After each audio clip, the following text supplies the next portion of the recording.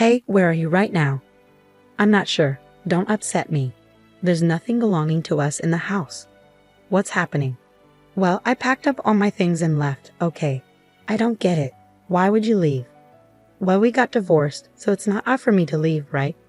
Divorced? I'm the one who filed the divorce papers. What? My name is Claire.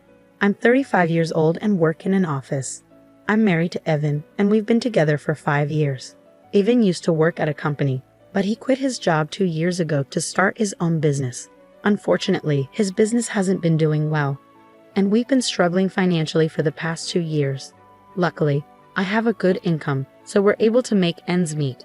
Our relationship as a couple is okay, not great, but not terrible either. However, I have a big problem with my mother-in-law and sister-in-law who live in my husband's family home.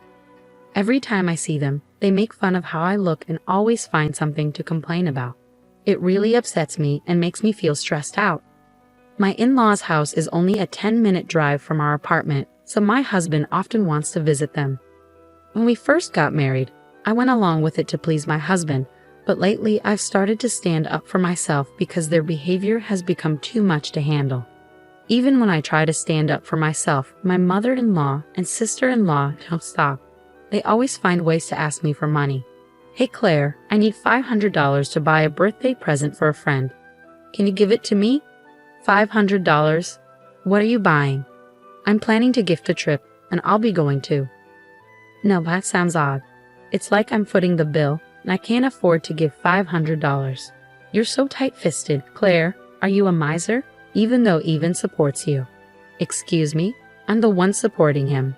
My husband hasn't contributed anything to our living expenses in the past year, and you, sister-in-law, should get a job. It's not okay to be unemployed at your age. Why does my mother-in-law accept my sister-in-law's unemployment? I wanted to say all of this, but my husband interrupted.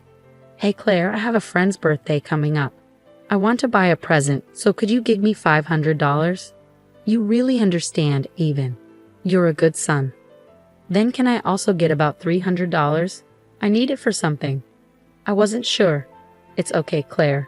You should have about $300 in your wallet, right? Come on, give it to her quickly.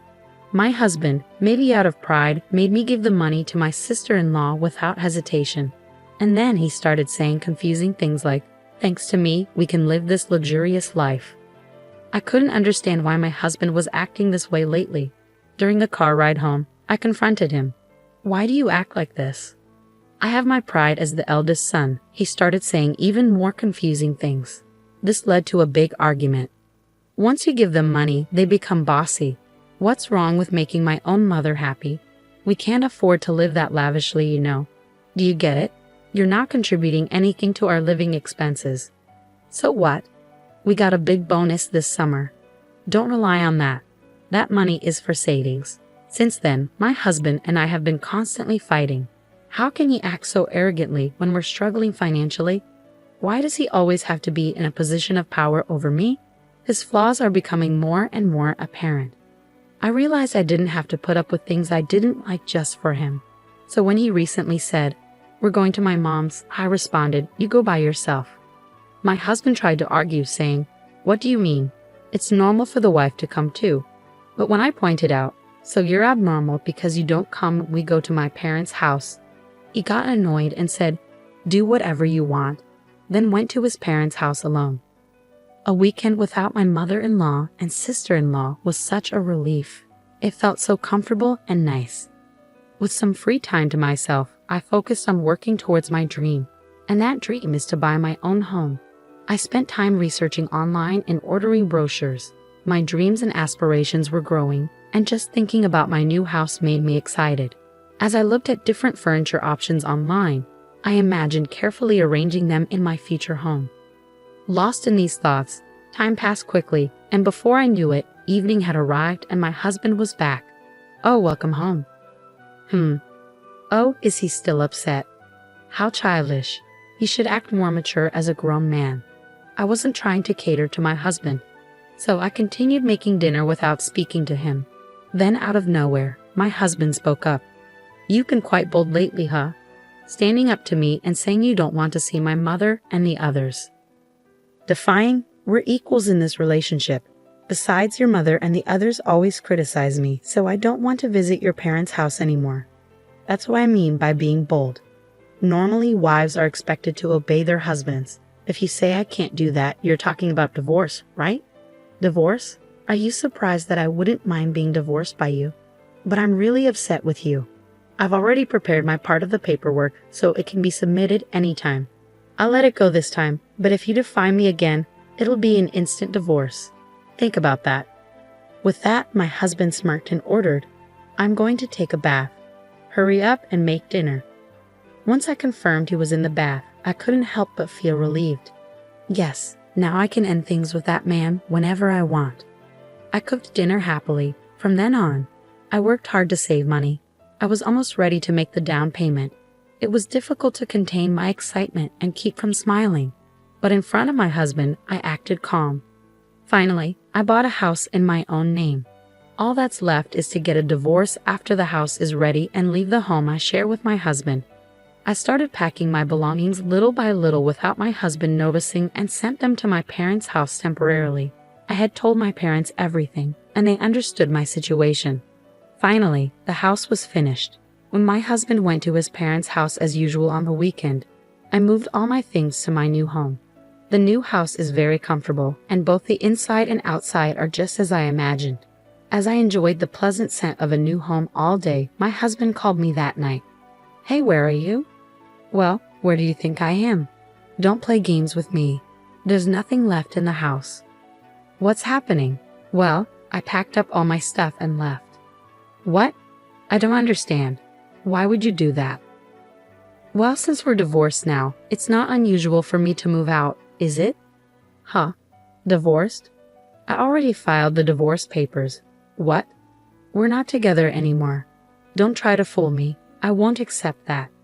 "But you were the one who said we could get divorced whenever."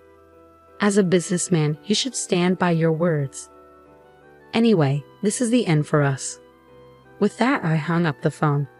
Finally, I was free from my husband. That night, I slept peacefully. Living in my new home was so comfortable, and every morning, I woke up feeling refreshed. Today, I decided to invite my parents over to my new home for the first time. As I was cooking alone in the kitchen, my parents arrived with a bottle of celebratory sake. They were both surprised and impressed by my new home. And then the three of us raised our glasses for a toast. Even though it was a bit early, we started celebrating. Suddenly, the doorbell rang. Huh?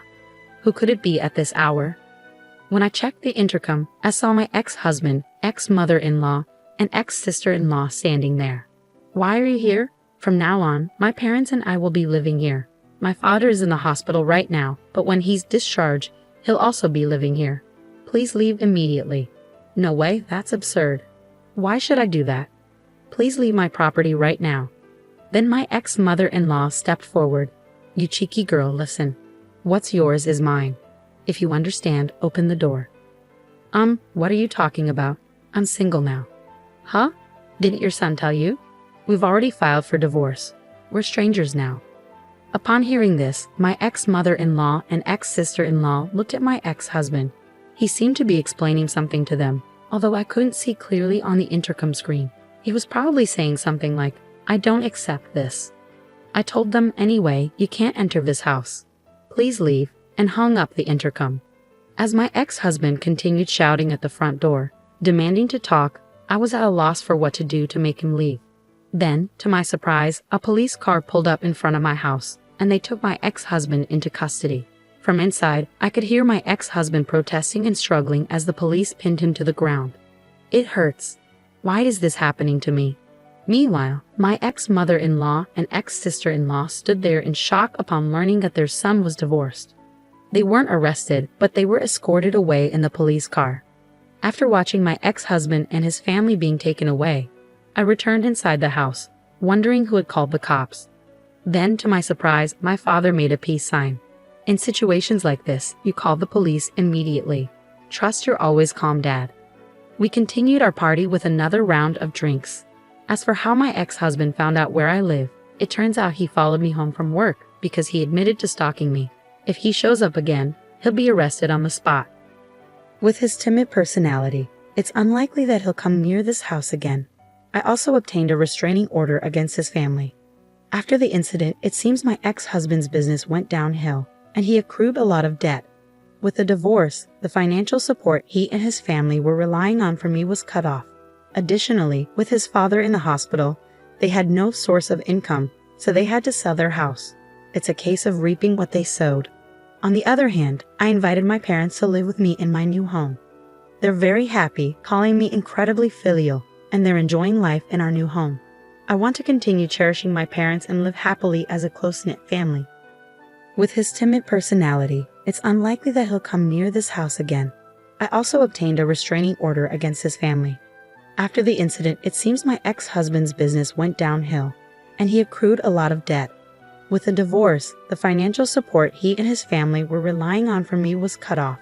Additionally, with his father in the hospital, they had no source of income, so they had to sell their house. It's a case of reaping what they sowed. On the other hand, I invited my parents to live with me in my new home. They're very happy, calling me incredibly filial, and they're enjoying life in our new home. I want to continue cherishing my parents and live happily as a close-knit family.